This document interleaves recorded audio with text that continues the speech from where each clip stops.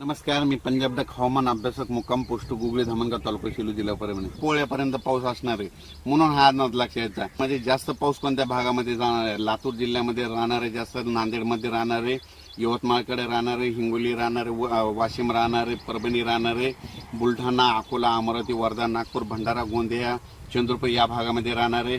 परभणी जिल्ह्यात जास्त राहणार आहे, बीड जिल्ह्यात जास्त राहणार आहे. त्याच्यानंतर कडा आष्टीकडे जास्त पडणार आहे, त्याच्यानंतर श्रीगोंद्याकडे जास्त पडणार आहे. त्याच्यानंतर जत भागामध्ये पाऊस कमी येतो तिथं देखील आता हे पाऊस जोराचा पडणार आहे. सांगलीकडे पडणार आहे, कोल्हापूर, सोलापूर तिकडल्या भागात देखील जास्त पडणार आहे, पंढरपूरला जास्त पडणार आहे.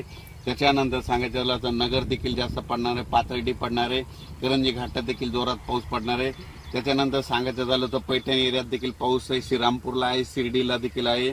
त्याच्यानंतर संभाजीनगर आहे, वैजापूर आहे, जालना आहे, सिंदखेड राजा आहे. त्याच्यानंतर सिल्लोड देखील आहे, भोकरदन देखील आहे. त्याच्यानंतर तो पाऊस इकडे जळगावकडे देखील आहे, जळगाव जामोद देखील आहे. म्हणजे तसा तो मालेगाव पर्यंत आहे, चाळीसगाव देखील आहे आणि तो पाऊस नंदुरबार पर्यंत आहे. आणि फक्त ह्याची बॉर्डर फक्त लासलगावच असणार आहे म्हणून हा अंदाज लक्षात यायचा. ते 2 सप्टेंबर पर्यंत राज्यात चांगला शेताच्या पाणी बाहेर निघाला असा पाऊस पडणार आहे. अचानक वातावरणात बदल झाला तर लगेच आणखीन 2 दिवसांनी मेसेज दिला जाईल. धन्यवाद.